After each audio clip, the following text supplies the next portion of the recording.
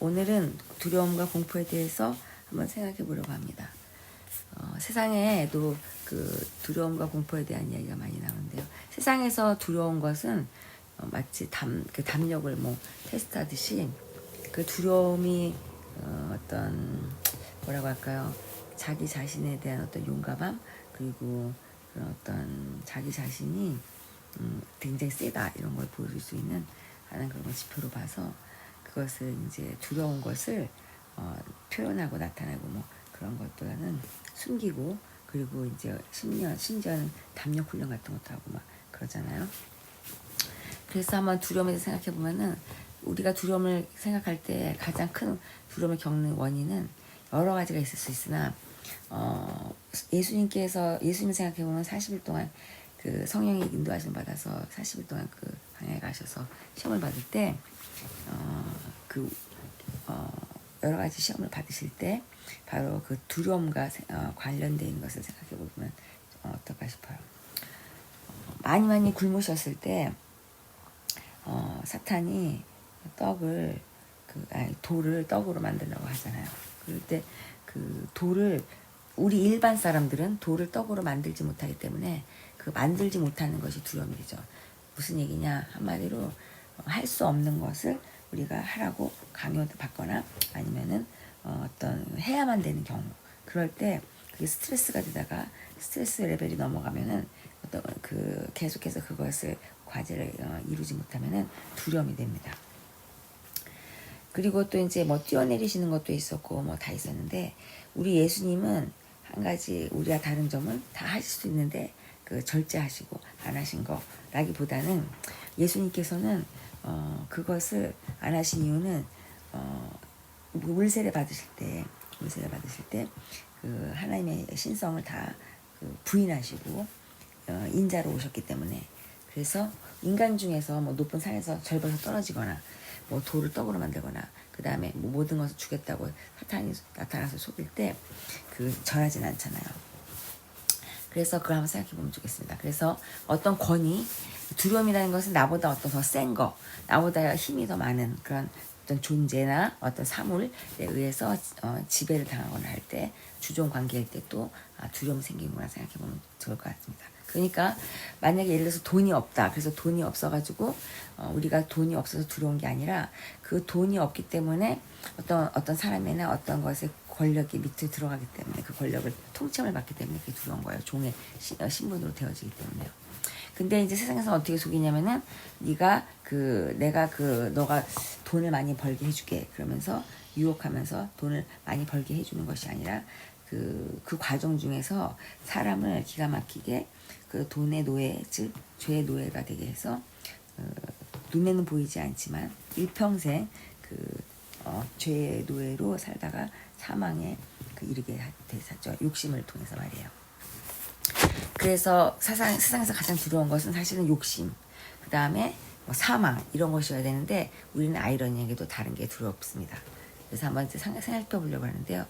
두려움 해가지고 다 똑같은 두려움이라고 생각하면 안 되는 이유가, 우리가 병 걸렸다고 해서 다 똑같은 병이 아니잖아요.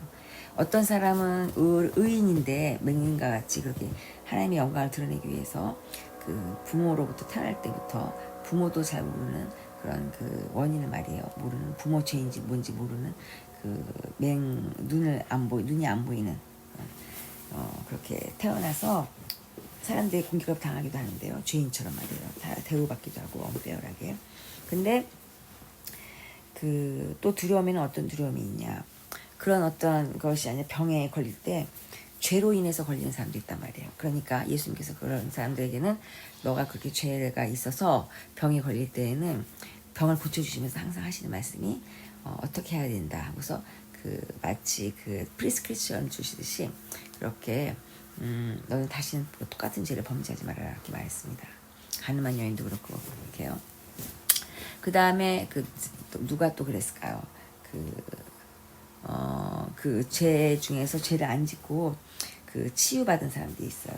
예를 들어서 10명의 문둥병원에서 한 명이 와서 감사한 것은, 그 사람은 죄로 인한 것이라기보다는 그 사람은 병의 증세가 심해서 아마 하나님께도 예수님께 와서 감사하지 않았나 한번 생각해 보는데요.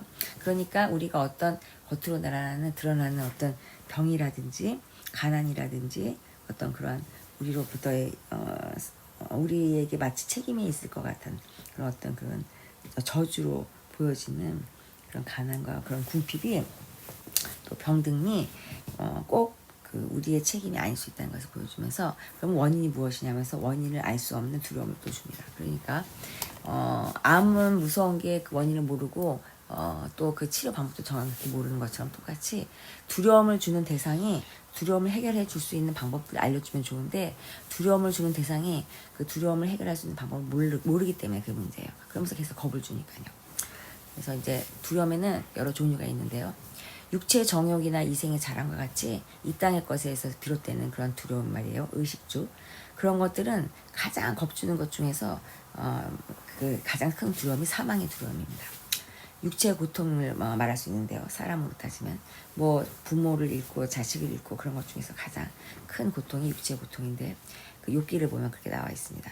욥이 잃어버린 것들 중에서 순서가 이렇게 쭉 나와 있잖아요. 근데 어찌됐든 그 욥은 하나님 보시기에는 당대 의인으로 여겨졌는데 사탄에게는 참소할 만한 그런 것들이 있어서 그 자녀들에 대한 죄 같은 것들이 있어서 그렇게 두려움의 대상, 그 두려움을 갖게 될 수밖에 없는 어떤 씨앗을 갖고 있습니다. 그래서 하나님이 원래 울타리에서 다 막아주시고 복 주셨는데 이제 참수하는 사탄으로 인해서 이제 어려움을 겪게 되죠.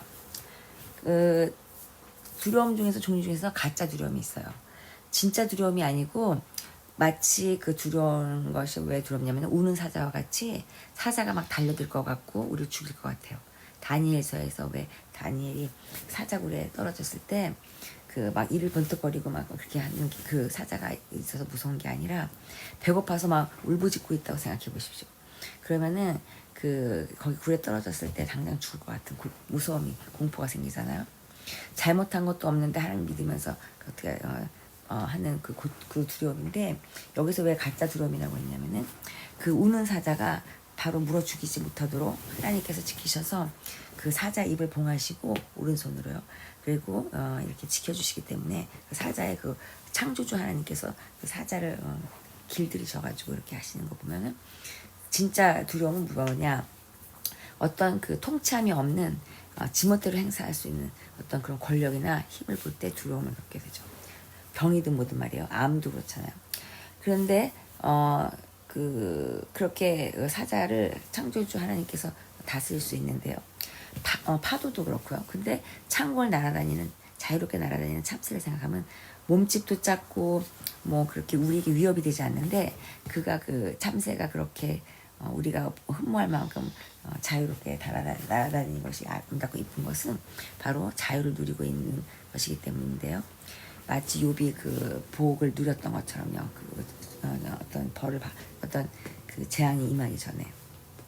근데 참새 한 마리가 땅에 떨어지는 그 어떤 자연의 모든 일들이 이치가 우연이 아니고 모두가 그 주의 통치와 섭리를 그 작은 생명을 통해서 우리에게 그 오늘과 내일의 모든 염려, 걱정과 근심을 하지 말라는 하나님의 말씀의 메시지를 담고 있다고 말씀하고 계세요.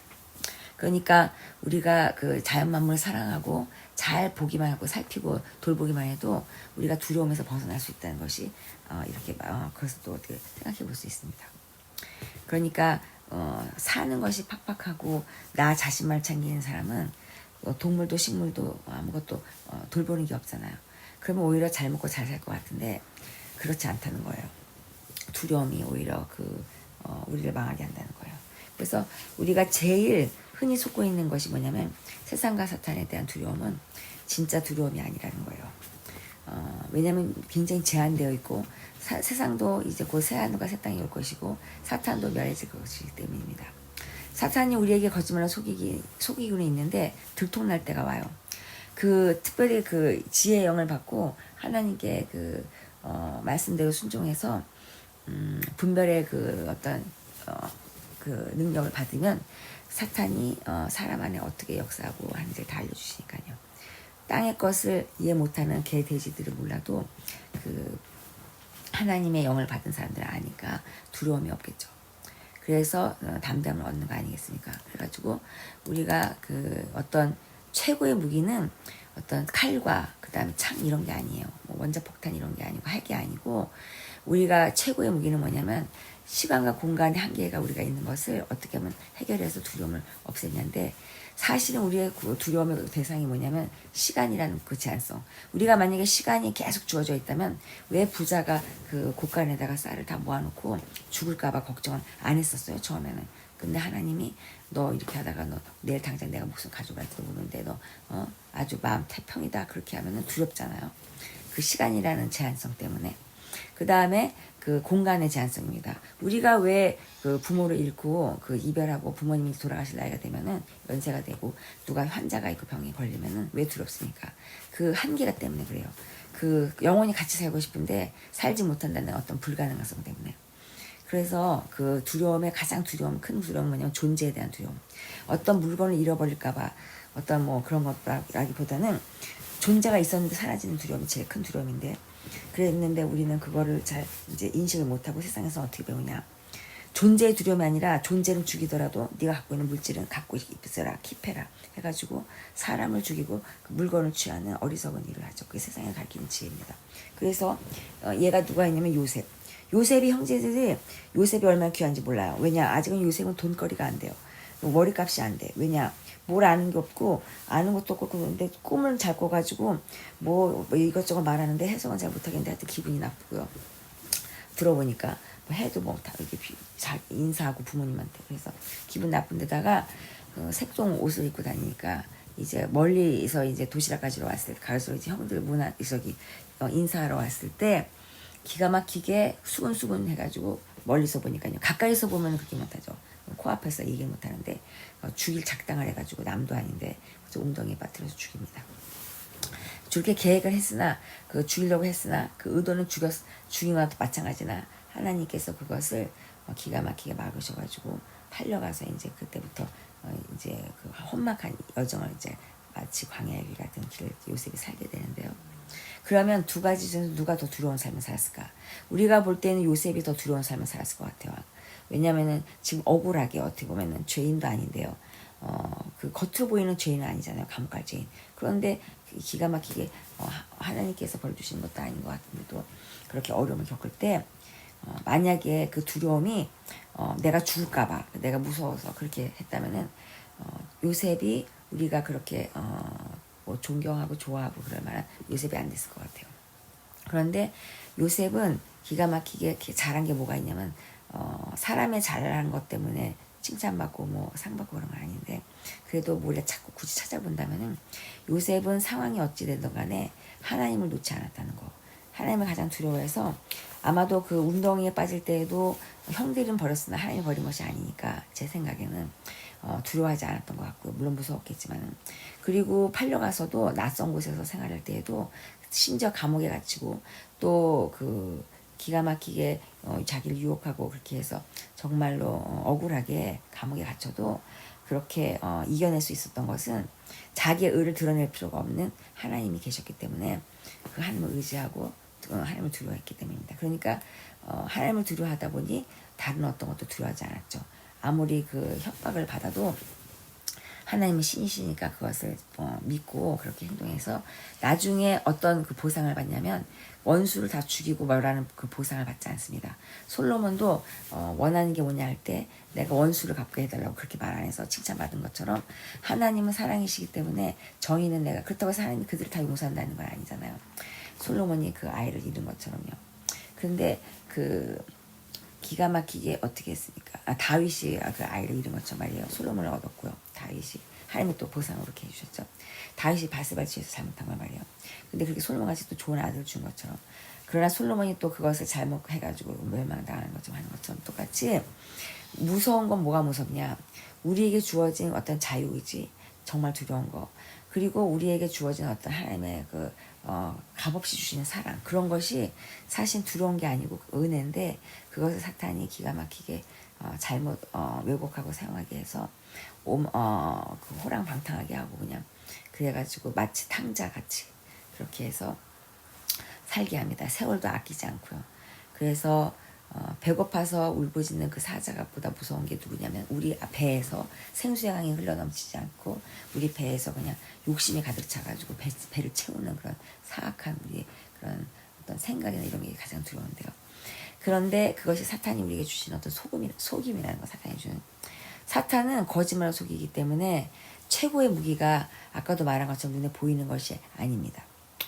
우리를 눈에 보이지 않는 거짓말로 속이죠.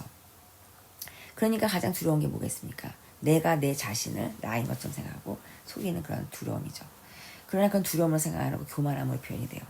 그게 두렵다면은 그것을 우리가 다 내쫓을 텐데, 교만함은 세상에서는 마치 자랑거리가 되고 또 자신감처럼 이렇게 잘못 다른 것으로 치부돼서 웬만한 거 그냥 쳐주는데, 그래서 두려움의 어떤 우리의 가짜 두려움 말이에요.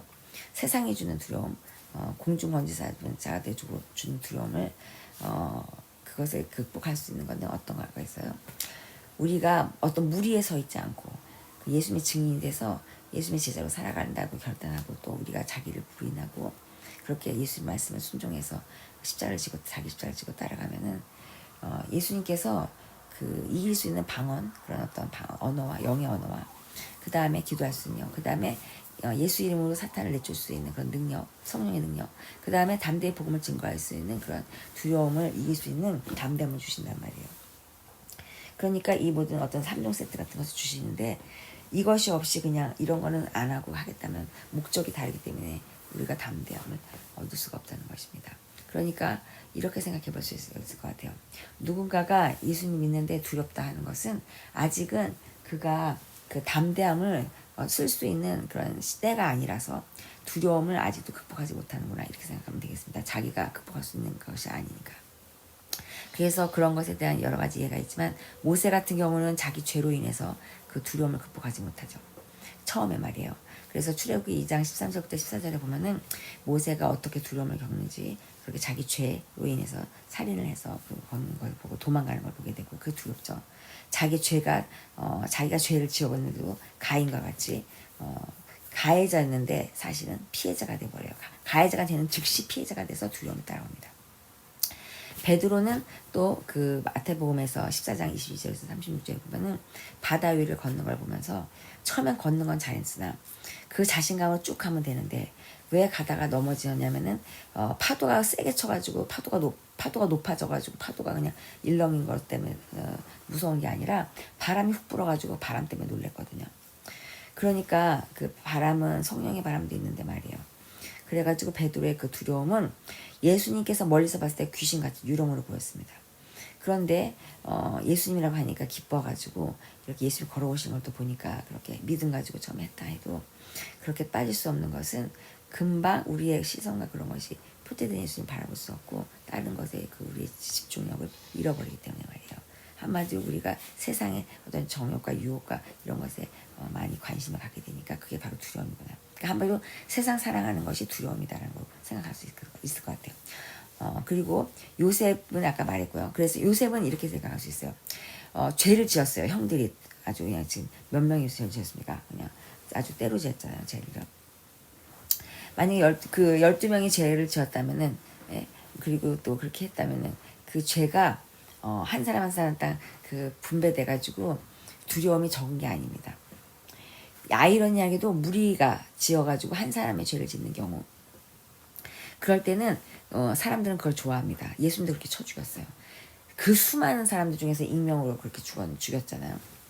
그런데 그럴 때 우리는 그것이 나의 죄라고 생각하죠. 그게 바로 묵인하는 거고, 그게 바로 외면하는 거고, 베드로가 모른다고 해가지고 배신했던 죄인데, 대부분 그런 죄를 짓고 있습니다.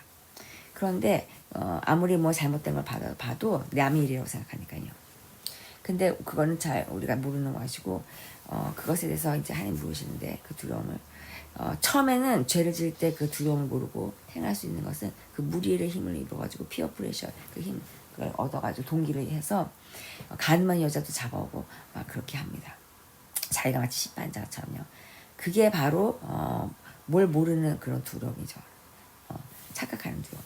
그래가지고 했는데, 요셉은 아이러니하게도 하나님을 두려워하는 거는 변하지 않는데 왜 다른 것을 다 이렇게 받아들이면서 너그럽게 용서할 수 있냐면은, 그 하나님에 대한 두려움이, 하나님이 선하시기 때문에 그 자기가 품고 있는 하나님에 대한 두려움이 악하게 사용되지 않을 것이라고 생각하고 자기를 보호할 거라고 생각했고, 그리고 그 두려움을 하나님께서 극복해 주시잖아요. 자기가 하나님만 이런 식이에요. 하나님을 두려워하니까 하나님만 두려워하니까 하나님 모든 자기의 다른 두려움을 극복해 주고 있어요. 그러면은 그것에 대해서 감사해서 본인도 자기를 두려워하는 사람의 모든 것을 용납해 준단 말이에요. 그것을 나를 두려워하니까 이용하는 게 아니고요. 세상은 이렇게 하죠. 어떻게 하냐. 권력에 따라서 힘이 센 사람이 힘이 없는 사람을 두렵게 합니다. 협박하고 말이에요. 그래가지고 그 사람이 기가 막히게 뇌물을 주든지 해가지고 요구를 맞춰주고 해서 불의가 일어나게 하는데, 그러나 그 세상에서 그렇게 하는 불의를 일으키는 그런 두려움은 가짜 두려움이라서 사실은 정말로 해함이 있는 거라기보다는 또 다른 두려움의 어떤 피해자, 그 피해자의 죄악을 드러낼 뿐입니다. 그 안에 두려움이 있기 때문에 그 두려움이 먹히는 거죠. 한마디로 큰 두려움이 작은 두려움을 삼킨다고나 할까, 그런 식이에요. 그러나 요셉이 맞선 그 두려움은 형들의 두려움을 몰아내는 두려움이었어요. 왜냐? 요셉은 한 명의 두려움이었지만은 그 두려움은 하나님을 향한 두려움이었기 때문에 그 형들이 몸집은 크고 때로 이렇게 몰려들었으나 그 형들을 그 두려움을 이길 수 있었던 것은 형들의 두려움이 죄로 인한 것이었고, 특별히 그 죄가 자기와 연관이 되는데 자기가 해결할 수 있는 죄는 아니에요. 사실은 그게 자기한테 지은 죄라 하더라도 자기가 사면할 수 있는 사면권이 없습니다. 그런데 기가 막히게 하나님께서 요셉에게 그것에 대한 보상을 해주시면서 총리까지 삼아서 그 두려움을 다 해결해 주시고, 그렇게 해서 시편 말씀과 같이 원수에게 앞에서 원수 상을 차려주시잖아요. 그래서 그 두려움에 한번 극복하는 것을 보면 좋겠습니다.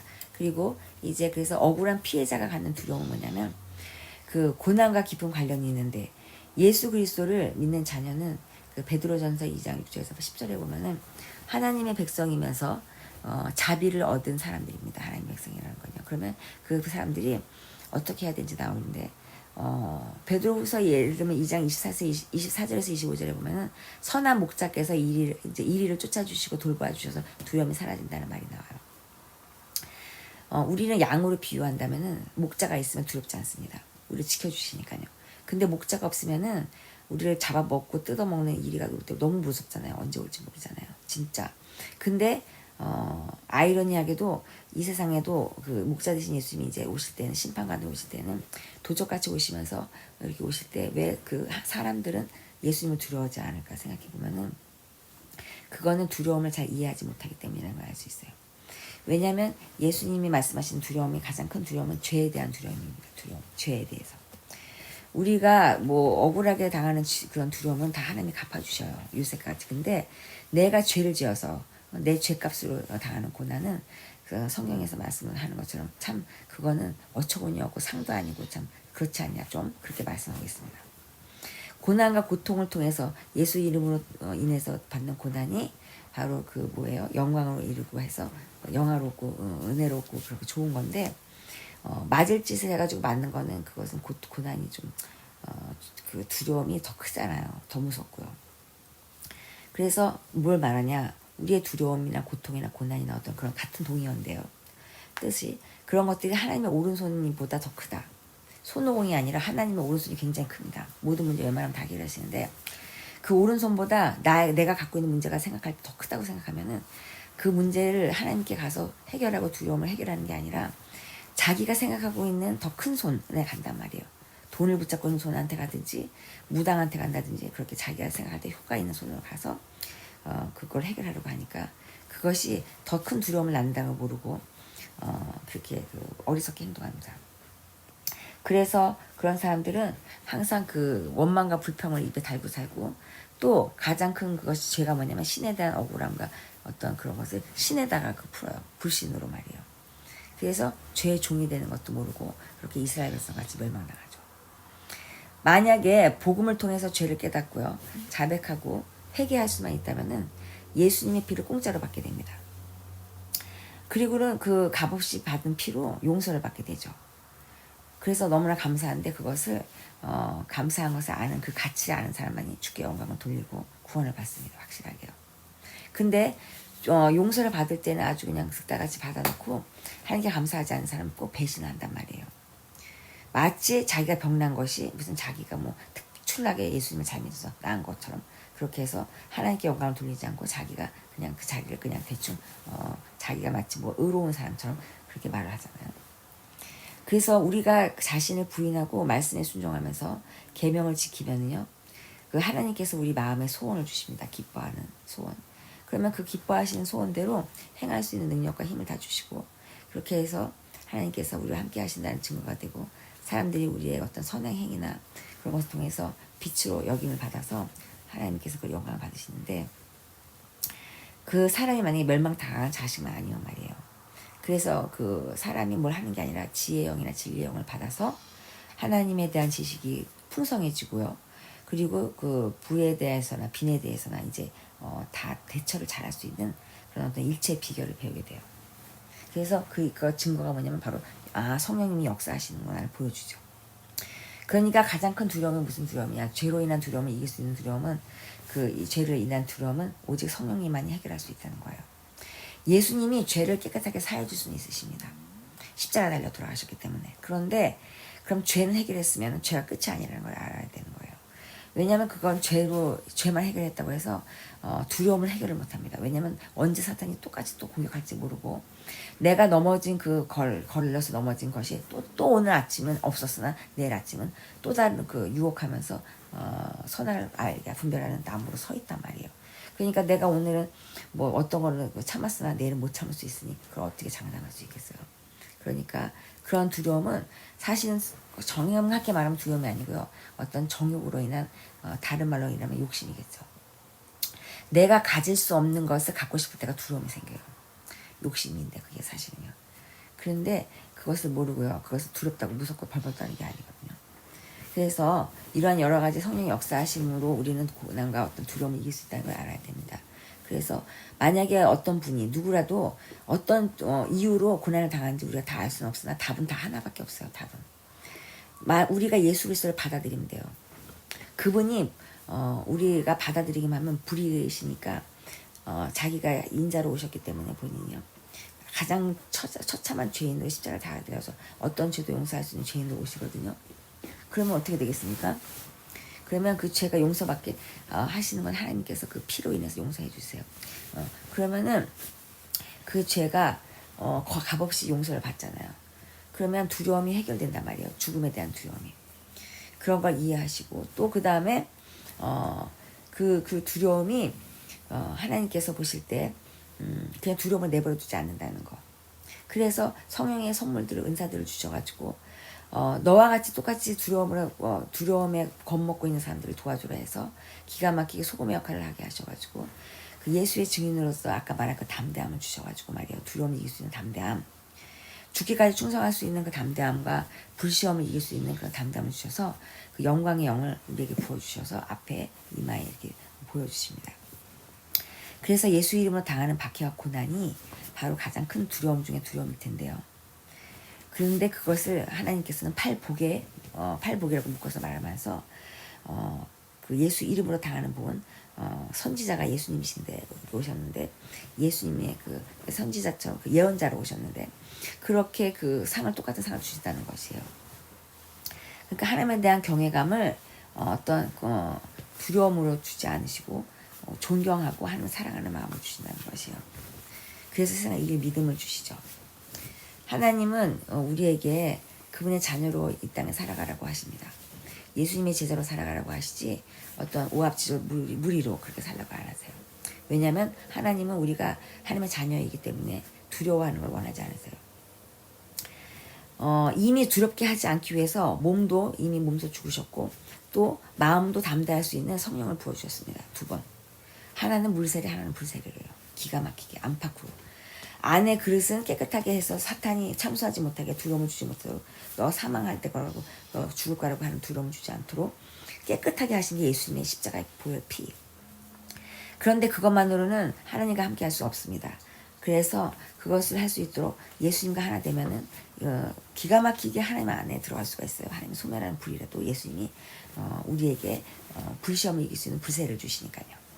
그러면 능력받아서 또 다른 보혜사를 받아서 담담을 얻고 이제 증인이 돼서 나가서, 옛날에는 두려웠던 사탄 마귀, 우리가 두려워하는 모든 배후에는 영적인 힘이 있거든요.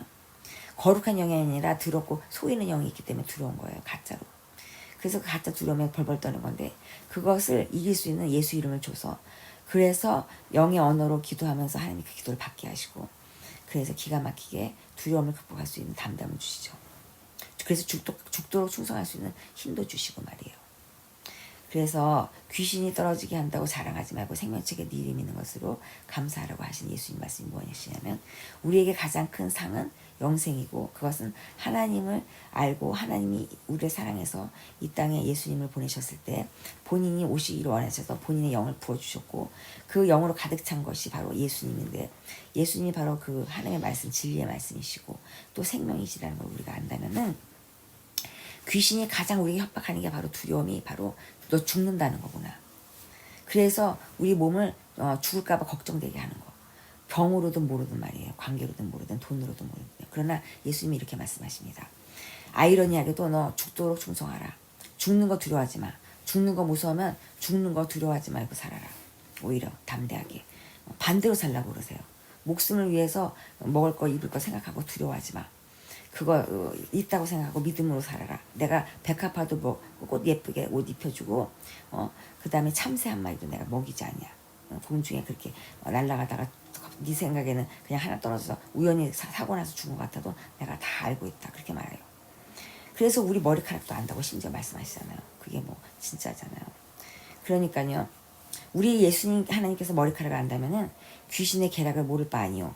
우리가 우리의 미래를 모르지만은 우리가 우리의 미래를 알 필요가 없는 것은 알고 계셔서 지키시는 분이 있어요. 물기둥 불기둥이고요. 사자가 돼서.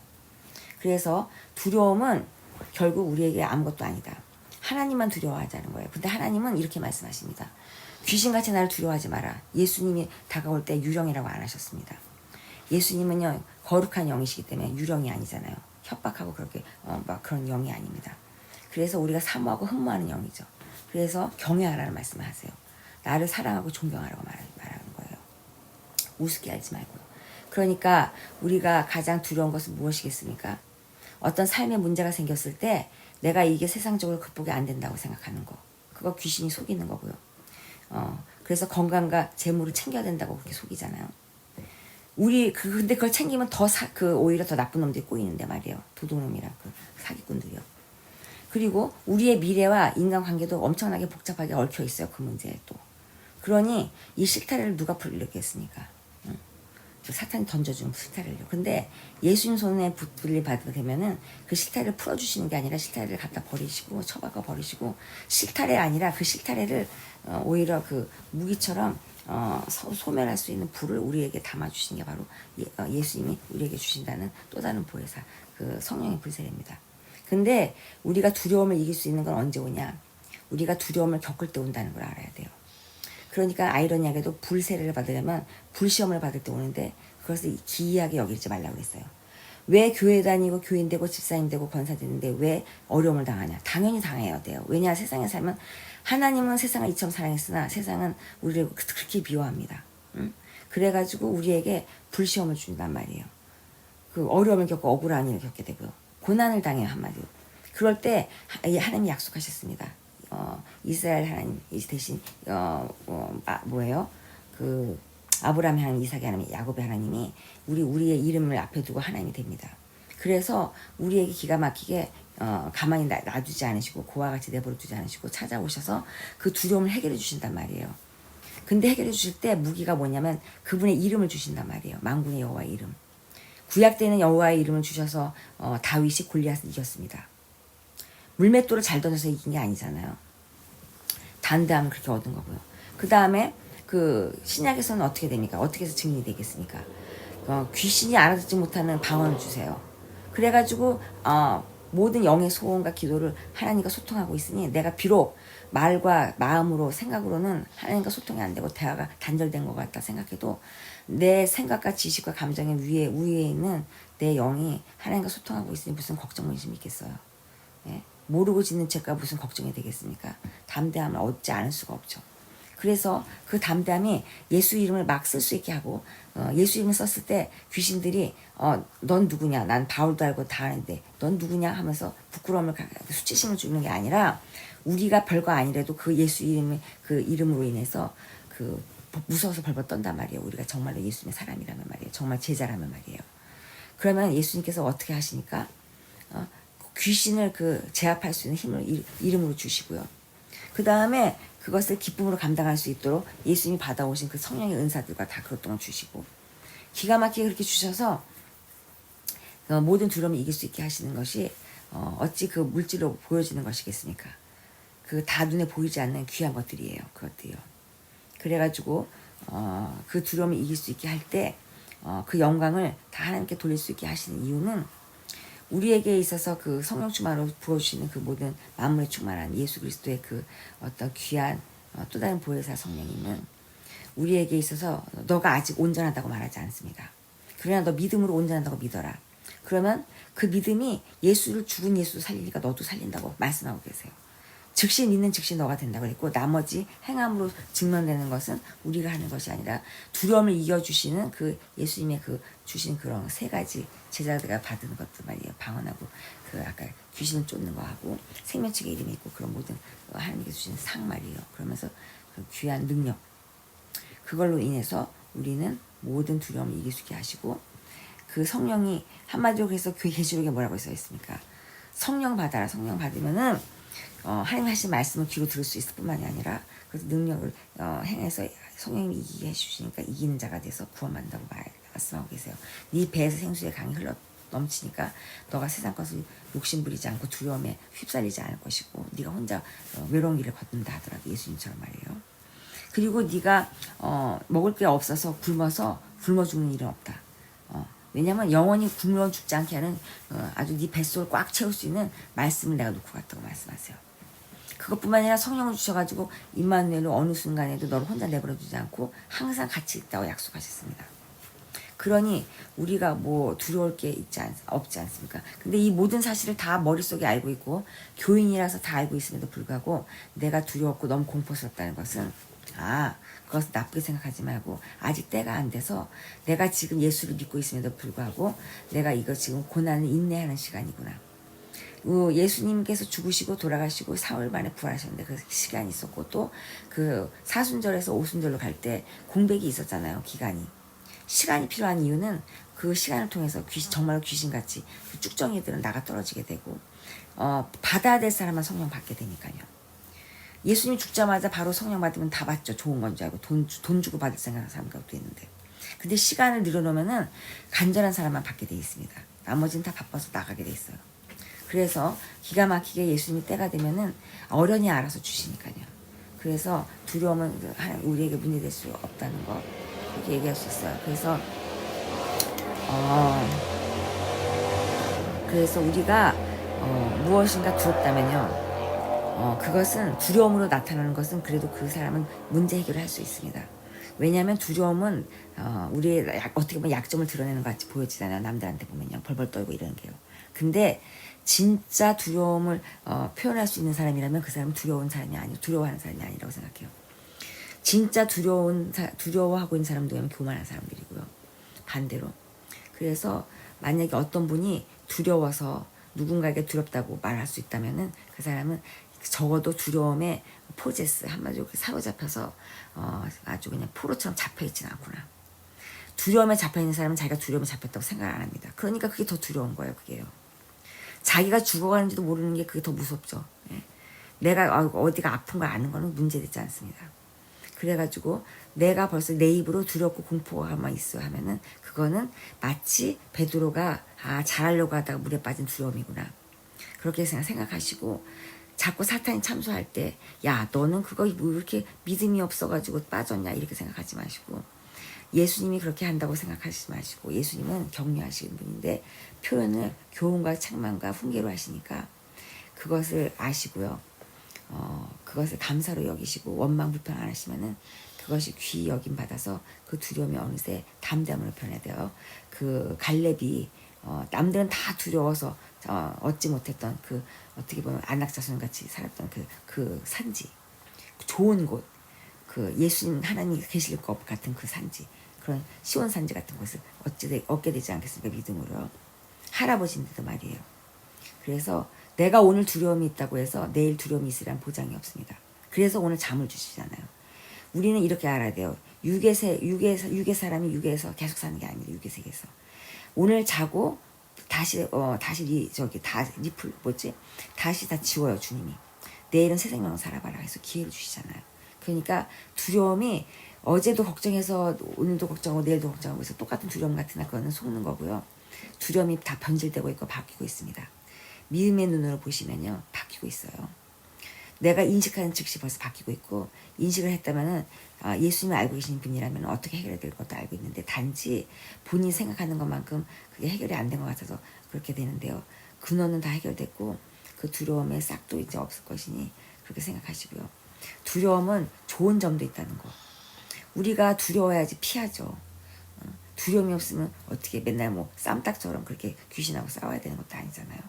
그러니까 그렇게 좋은 것으로 생각하시면서 두려움이라는 거는 하나님께서 그렇게 말씀하셨어요. 천국에는 없는 게 있는데 두려움이 없단 말보다는 그것을 뭐라고 다른 말로, 두려움의 다른 말이 뭐냐면요. 영어로는 pain, 한국말로는 고통, 그런 거라고 생각하면 어떨까 싶어요. 어떤 통이 없다는 거예요. 고통. 두려움은 우리에게 왜 괴롭냐? 사실 두려움은 어떻게 보면 그냥 그 형이상학적인 얘기인데, 굉장히 피부적이고 피지컬한 거 뭐냐면 통증을 줄 수 있기 때문에 그래요. 통증을요.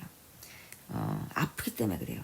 근데 눈에 보이는 아픔이면 가서 반창고 붙이고 의사 보여주면 되는데, 이 두려움은 통증인데 해결할 수 없는 통증입니다. 타이레놀 먹는다고 없어지는 통증이 아니에요. 그래서 그런데 더 쉬워요. 없앨 방법이. 예수님이 주인이신 거 이미 아실 거고, 그 예수님 믿는 분이 두려움을 갖고 계시다면 이렇게 하면 돼요. 아예 속고 있구나. 그렇게 생각하시고 이미 예수님이 없애준 것을 내가 스스로 어떻게 겪어왔을까. 어쨌든 간에 두려움이 실제적인 거든 가짜든 간에 모든 것이 하나님 손 안에 있으니까 하나님의 손이 두려움보다 크다는 거. 그렇게 하시고, 하나님은 뭐 두려움이 있다고 그것에 무소부지하신 분이니까요. 없는 분이 아니시니까. 그리고 또 그런 분 거기만 찾아다니시는 분이에요. 또 깜깜한 데만. 그러니까 그렇게 하시고요. 저는 오히려 그런 걸 겪고 있는 분이 있다면 정말 이제 불시험을 받고 계시구나.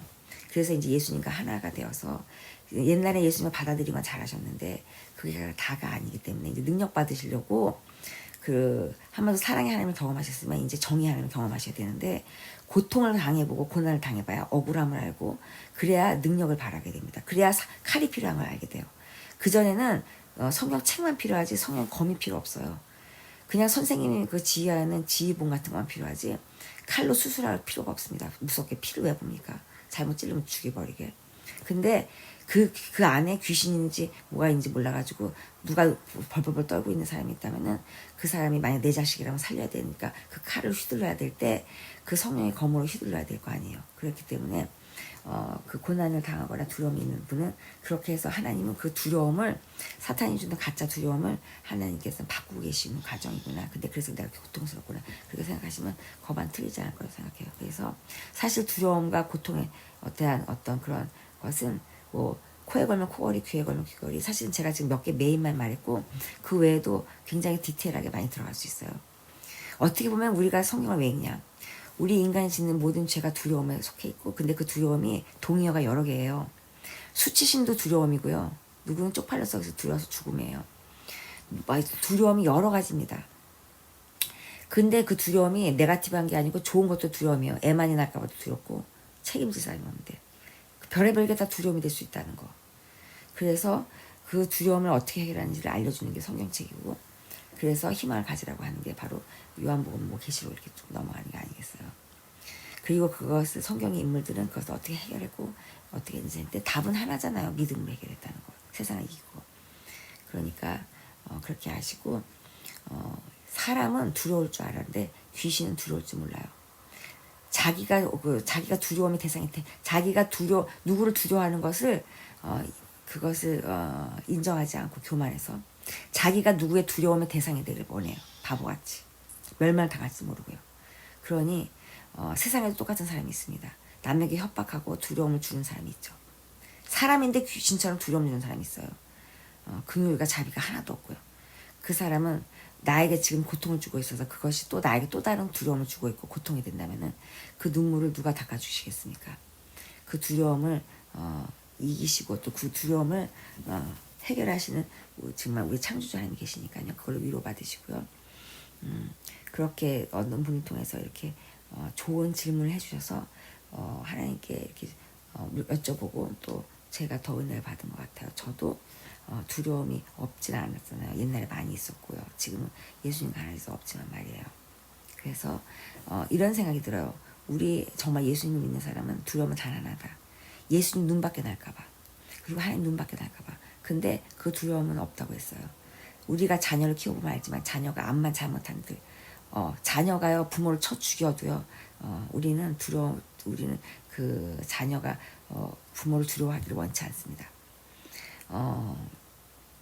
아까 들었는지 모르겠는데 누구죠? 그 탕자가 아버지 죽은 거랑 똑같잖아요. 아직 죽지 않아서 재산을 달라고 하느니 차라리 고려장도 아니고 왜 벌써 재산을 달라고 할 때 계모 같으면은 우리가 보통 말하는 근데 계모도 좋은 건 많아요. 그러니까 그렇게 말할 수 없고 사탄이 그 안에 있다고 말하는 게 더 정확하겠어요. 그런 사람들은 그 아주 자식을 돈으로 알고 잘 키워서 나중에 그 돈 좀 챙겨받으려고 노후 대책으로 자식을 키우잖아요. 그 악한 놈들은. 근데 그렇지 않은 부모, 일반적인 부모는 어떻게 합니까? 아직 죽지 않아도요. 내가 먹을 거 다 챙겨놓고 유산 챙겨주는 주는 게 아니고 내가 먹을 것 같이 탈탈 털어서 주잖아요. 먹고 죽으려고. 그러면은 그걸 가지고 이제 그 자식이 가는 게 탕자라고 생각해 보세요. 보니까 그 형도 있고 그러니까 이제 아주 그냥 아주 마음 편하게 나갔다고 쳐보세요. 근데 그 형이 만약에 장애인이라고 생각해 보세요. 경제 능력이 없고. 근데 형이 살아있다고 해서 그냥 나갔어요. 그러면은 자기가 아버지를 죽이고 가진 않았죠. 그러나 죽이고 간 거랑 또 다 뭐가 다릅니까? 육체의 그 음식, 식량거리를 다 돈으로 환산해서 가져갔는데 말이에요.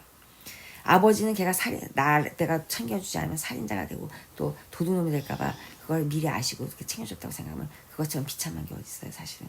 근데 그 자식의 돈을 다 쓰고 돌아오잖아요. 다 탕진하고요. 어느 날 돌아와서 문도 삐끔이 열고 죄인처럼 들어와요. 그러면은 어떻게 해야 되겠습니까? 그 아버지가 굉장히 공평하고 그 마을에 그 회관도 운영하시고 그런 어떤 반장님이라고 생각하신다면은 정의로우면은 아주 혼내야 될 것 같은데 너무 반가워서 오히려 그 자식이 잘못했다고 울어야 되는데 돌아온 게 고마워서 울고 앉아 그 아버지가 거기다가 본인이 끼고 있는 가장 좋은 반지를 또 끼고 좋은데 그 반지는 자기 반지가 아니라 그 자기가 그 이미 올 걸 다 알고 기대하면서 예비했던 반지라고 생각해 보세요. 즉흥적으로 준 게 아니라. 그러면 매일 그 반지를 손에서 문지락거리다가 그 반지 줬을 거 아니에요. 얘따 너 돈 떨어졌냐? 돈 더 먹고 또 이거 갖고서 금반지 팔아서 뭐 해먹어라. 그게 아니잖아요. 그래가지고 들어오면 걔가 감격해서 그게 아니라 걔가 그 고생하면서 난 돼지만도 못했구나 하면서 하나님이 회개하게 하시고 이제 자기가 아들임에도 불구하고 쭈삣쭈삣 들어와서 자기 종처럼 부려달라고 말을 해요. 그러면 아버지가 너 참 철들었다. 잘했다. 너 이제부터 매일매일 뭐 얼마 먹는데 너 이제 그 계산해라 안 해요. 그렇게 자식한테는. 용서해 주시고 잘했다고 칭찬해요. 죄진 게 자랑했어요. 뭘 죄진 게 잘했어요. 돌아온 걸 잘했다고 하시잖아요. 그러니 죄지러 나갈 때는 돌아올 걸 생각하시는구나 우리 하나님은. 그러니까 죄졌다고 나가서 뒤지면은 그게 큰 죄. 죄지면은 당장 돌아올 생각을 못 하더라도 돌아와야 되는데 근데 언제 돌아올지 모르니 빨리 돌아와야 되는데 그래서 근데 그 집에 있던 또 큰아들 보세요. 기분이 안 좋아요. 잔치 벌렸지 동생 왔다고 또 금가락지 띄워주지 저거 내 거 같은데 아버지 재산은 아직 내 거가 아니에요. 왜 아버지 눈 벌어서 심퍼렇게 뜨고 살아 계시니까. 근데 그때 작은 아들이 철없이 가져갈 때 아버지 죽은지 몰라. 아버지가 먹을 거 다 해주고 자기에게 살린 거 모르고 아버지는 벌써 몸이 예수님처럼 십자가에 죽으신 거랑 똑같은데 자기 눈에 살아있는 것 같아 보이니 베드로한테 찾아오셔가지고 구멍 뻥뻥 뚫린 그 십자가에 못 박힌 손을 보여주는 것도 아니잖아요. 그래가지고는 그냥 자기가 생각하는 대로 생각합니다. 그래가지고 아버지 사람인 줄 알고 착각해가지고 아버지가 자기 동생 죽을 때 나갈 때 동생이 죽은 것도 아닌데 그렇게 곡하고 울고 막 고통스러운 거를 봤음에도 불구하고 동생 오면 반겨주고 행복해야 되는데 그 동생의 그 모습이 얼마나 거지 같아. 근데 그 얼굴을 보고 울지는 않고 아버지처럼 반가워서 그 아버지 손에 끼고 있는 반지를 보고서 왜 그 반지가 옮겨지는 걸 봅니까? 그러고는 그게 지 것도 아닌데 아버지 건데요. 아버지가 살아있는데. 근데 그 아버지가 분명히 말했어요. 나중에 해명했죠. 야, 내게 다 네 거고 너 나랑 같이 있었지 않냐. 그리고 야, 내게 너 거고 너 내가 갖고 있는 것 중에 가장 귀한 게 나 아니냐 나 그렇게 말하는데 그것도 모르고 그걸 얼마나 아버지를 그 사람으로 생각하지 않고 사랑하지 않았으면은 그 아버지의 손가락에 10손가락이 껴있는 반지만 생각해서 하나 빼준 거를 그렇게 아까워하겠습니까? 그러니까 누가 그 나쁜 불효자일까요? 막상막한데. 아유 진짜. 그리고 언제 아버지는 죽었을까요? 아직 죽이진 않았고 유언도 안 했고 아직 그 저기 살아계신데 고려장한 것도 아닌데 다 재산은 벌써 상속됐습니다. 근데 이게 남 얘기 같은데 우리 하나님이 이렇게 했어요. 하나님이 두 종류예요. 우리가 지금 예수님 믿는다고 해서 집에서 우리가 열심히 일하고 있어요. 마르다 같이. 아우 죽도록 일해요. 아침부터 부르셔가지고 왜 이렇게 일해. 김집사 빨리 와 이래. 그래가지고 일하고 있는데 그렇다고 두려움이 없어져요. 맨날 두렵지. 남들도 똑같아요. 코 깨지면 코 아프지. 뭐 돈 없으면 돈 없지. 다 그렇게 되잖아요. 그러면은 그 어떻게 됩니까? 사탄이 또 속여 그 와중에. 그래가지고 이제 에이 안 되겠다고 열불나가지고 이제 아버지 재산 있는 거 족족 챙겨가지고 나가서 이제 교회 밖으로 나간다고 생각해보세요. 예수님 배신을 때리고 이제 그래가지고 나가서 이제 뭐 신천지로 가든 뭐 이단으로 가든지 또 가. 그러면은 나갈 땐 제 발로 나갔잖아요. 그러면 이제 신천지로 갔다 쳐봅시다. 그래가지고 다 탕진하고 왔어요. 옛날에 김집사였어. 내가 알던 김집사. 근데 그분이 돌아왔다고 생각하면 우리 기독교인들이 그분 맞이합니까? 신천지 갔다 하면은 무슨 병균인 줄 알고 무슨 코비드도 아닌데 아주 그냥 그 더럽게 생각해가지고 예수님조차도 그렇게 생각 안 하는데 말이에요. 그냥 죄는 그 병과 같아. 치료하면 된다. 그래서 의원이라고 말씀하셨는데 불구하고 그 사람이 죄인 줄 알고 그 또 사람도 자기도 착각을 받아. 왜냐면은 자기가 병들어가지고 하면 그 죄인데 죄 때문에 사람들한테 거부를 당했거든요. 근데 자기가 죄덩어리인 줄 알고 자기를 더럽게 생각해서 자기가 죄값을 치르려고 또 애를 써요. 그러니 사탄한테 속아서 죄 짓는 것도 모르지. 거기다가 그것을 자기가 어떻게 말을 하냐 또 거기다가 한 수 더 떠가지고 내가 그 죄를 짓게 한 게 아니라 본인이 사기꾼이 아닌데도 불구하고 죄를 뒤집어 쓰게 돼가지고 그것을 미안하다고 내가 속았다고 속은 죄가 있다고 말해요. 아니 속은 죄가 어디 있습니까? 속인 놈이 나쁜 놈이지 속은 죄가 아니 사탄이 속였어요. 아담을 속였으면 아담이 그냥 하나님 저 속았습니다. 그냥 사탄한테 속았네요. 하와를 못 지켜줘서 죄송합니다. 이렇게 말했으면 용서받았지 누가 해요. 정령 죽이려 했다고 하나님 정령 죽이려 분이라고 우리가 알았다면은 즉살했겠죠 아담이 하와하고. 근데 왜 가죽지만 입어서 내보냈을까요? 시간을 왜 끄실까요? 죽기 직전까지 왜 그 강도를 예수님께서 구원하실까요? 왜? 사람 그거 죽인 걔 말도 많아요. 걔 살려가지고 그런 그지 같은 새끼를 왜 살렸냐 하면서 걔 그런 애 있으면 천국 안 간다고 그러고 막 그러고 있습니다. 참. 근데 그 강도는 하나님이 벌써 사랑하셔가지고 택하신 그 족속 아니겠어요? 그리고 그 하나 그 싫다고 거부한 놈은 끝까지 기회 줘도 아주 옳은 말만 족족해. 뭐라고 말하면 이렇게 말합니다. 너 예수야? 너 구원자야? 아주 합리적이에요. 너 그러면 나 내려와봐. 뛰어내려와봐 이놈아. 그렇게 말해요. 자기도 죽어가면서. 기가 막히게. 왜냐면 자기 생각에는 너도 죄인이다 이거야. 너도 나처럼 뻥쳤지 이놈아. 그렇게 보는 거예요. 자기가 뻥쟁이니까. 그러니 누가 의인이고 누가 죄인입니까 거기서. 참 기가 막히죠. 같은 강도도 각도 강도가 아닌데 참 기가 막혀. 거기서 제일 무서운 놈이 누구예요? 심판받는 놈이죠. 거기서. 심판자가 제일 큰 소리 뻥뻥 치고 있어요. 거기서. 심판 주신 예수님은 아무 말도 안 하고 계시고요. 그냥 간신히 대담해 주고 있어요. 구원받을 너가 낙원에 있어. 마지막 소유한 소유. 그 사람한테 들리지도 않았을 것 같아요. 거의 이 사람 알아듣지. 그래서 우리는 어떻게 해요? 지금도 두 종류가 있구나. 두려움을 한마디로 우리는 두려움에 쩔쩔매고 무서워서 나 죄인이에요. 나 무서워요. 나 죄 많이 졌습니다. 그렇게 말하는 사람보다는 내가 아예 그냥 히틀러 같이 그냥 협박해가지고 우락부락 해가지고 나 원래 성깔 이래요. 이렇게 해가지고 무슨 잘난 것처럼 마르다조차도 예수님한테 와서 저쪽 말하면서 마리아 일 안 한다고 뭐라고 했어요. 그러니까 진짜 두려운 건 뭐냐면 예수님도 아니요 하나님도 아니요. 하나님이 오죽하면 두려웠게 우리가 여기지 않으면 나를 경외하라고 십계명에 써놨겠습니까? 아주 그냥 개떡으로 하니까 할아버지처럼요. 우리가 누굴 무서워하냐? 나를 무서워해야 되는데 내 안에 귀신은 무서워하지 않고 내 귀에 봐요. 두려워하는 거는 사랑한다는 거랑 알아두세요. 세상을 사랑하는 사람이 세상을 두려워하죠. 하나님을 사랑하는 사람은 하나님을 두려워합니다. 그거 알아두세요. 동의어니까. 하나님을 두려워하는 게 무서워서 뒤지는 게 아니고 죽는 것도 아니고요. 사탄은 속입니다. 너 두려워하지 말아라. 너 두려움을 극복하라, 정복하라 가면서 더 두렵게 만들어요, 사탄이요. 쓸데없는 거 사랑하게 해서요. 돈 같은 거. 돈이 더 무서운데. 그래서 오늘 정말 두려움과 어떤 것을 생각하면서 하나님께 감사드리면서요.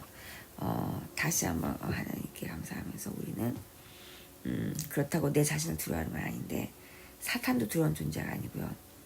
하나님께 가고 있는 나를 끊을 자는 아무도 없는데 내 자신이 창조주 하나님이 만든 작품이라 보니 나를 멸할 수 있는 그게 있구나. 두려움이 있구나.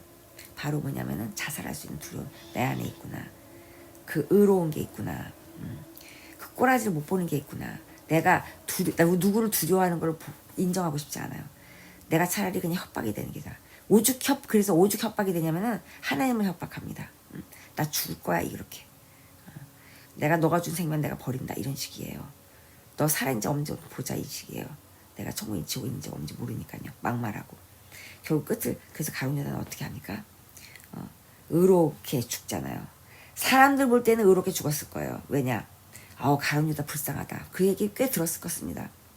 왜냐? 예수는 그때 죄인으로 밝혀져 있기 때문에 몇몇만 의인으로 알았어요. 예수님이 하나님의 아들이라는 걸 몇몇만 알았습니다.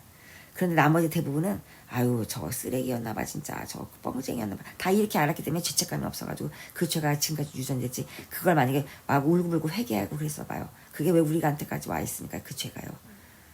그 죄가 한번 지면은 그렇게 좀처럼 지어지지 않은 죄라는 걸 알아두세요. 그래서 어떻게 됩니까? 그래가지고 가룟 유다가 어때요? 자기도 자기를 못 인정해. 자기가 그런 존재라는 걸요. 내가 어떻게 선생을 자기가 그렇게 해놓고서 말이에요. 근데 가룟 유다가 한 게 아니라 사실은 그 속에서 누가 조종했냐.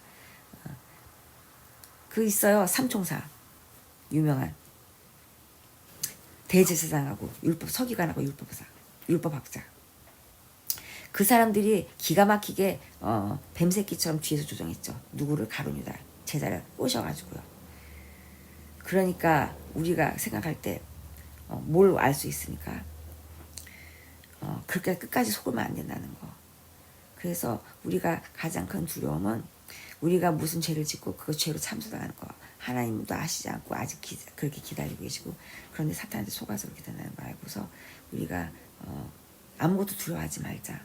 두려워하면 계시록에 써 있어요. 두려워하는 자는 지옥 간다고 써 있습니다. 하나님은 한 달란트 줬을 때 한 달란트 하나님 무서우니까 이자 못 남기면 혼내고 막 그런다고 해서 땅에 묻으라는 분이 아닙니다. 너가 한 달란트 있으면 그거 잃어버려도 마음껏 써봐라 이거예요. 나쁜 의도로 쓰지 말고 그 법이 있어요. 법대로 써봐라. 그럼 결과가 아니라 너 동기 보고 마음 중심 보고 내가 귀하게 여길게 그렇게 말하시거든요. 그러니까 우리가 그걸 속지 말고 이렇게 살면 될 것 같습니다. 그래서 이렇게 좋은 질문 주신 분 덕분에 저도 두려운 거는 정리를 한번 할 수 있게 있었네요. 그래서 글로 쓰다 보니까 너무 길어질 것 같아서 좀 쓰다가 그냥 이렇게 좀 녹음하는 게 낫게 돼서 성령님이 인도하시다가 녹음했습니다. 그래서 감사하면서 우리 모두 아무것도 두려워하지 말고 항상 그 담대함으로 담대할 필요도 없고요. 때가 되면 담대할 테니까 담대해질 때까지 기다리자. 인내로 잘 주실 걸 믿고요. 그냥 감사하면서 그렇게 고통에 매몰되지 말고 인내하면서 오늘은 내일보다 내일은 그 모레가 또 점점 좋아질 거라는 생각이 아니라요. 미래에 소망을 두지 말고요. 오늘이 어제보다 좀 낫구나 이렇게 그렇게 생각하면서 오늘을 기준으로 그렇게 사는 게 좋을 것 같아요. 그래서 그렇게 살면 될 것 같습니다. 하나님 감사드릴게요. 기도할게요. 하나님 감사합니다. 지금 새벽 2시 20분인데요. 매일매일 영적 전쟁터에서 사는 것을 잊지 않게 하시옵소서. 내가 오늘 폭격 맞고 아주 힘들어서 그냥 밤도 새고 힘들었다 해도 그렇다고 해서 내일 싸움 안 하고 너 쉬어라 하는 게 아닙니다. 군사로 소집한 하는 예수님 계시고요. 내 인생이 내 맘대로 된다면 무슨 그게 내가 내 인생이 내 거고 내가 내 건데 두려움이 얼마나 큽니까 하나님. 언제 죽을지도 모르지. 죽을 때 내가 주를 부인하고 죽을지 누가 알 것이며 내가 사탄한테 언제 속는지도 모를 것이고 주님이 그 팥죽을 팔아먹는 데가 언제지 누가 알려주고 누가 압니까? 인생의 문제에 답을 누가 줍니까 하나님. 그래서 가르쳐주다 못해서 이제는 안 되시니 다 아시고 만민에게 영을 보여주시면 감사합니다. 찬양 받으시고요. 하나님 아버지 함께 하셔서 속는 자 없게 하시고 하나님의 은혜 가운데 다 구원받아서 행복하고 하나님께 기쁨 드리며 이 땅에서는 고난이 유익이고 영광인 걸 알면서 기꺼이 감사함으로 기쁘게 감당할 수 있는 고난에 동참할 수 있는 저희가 되게 도와주세요. 예수님 이름으로 감사하며 기도를 드립니다. 아멘.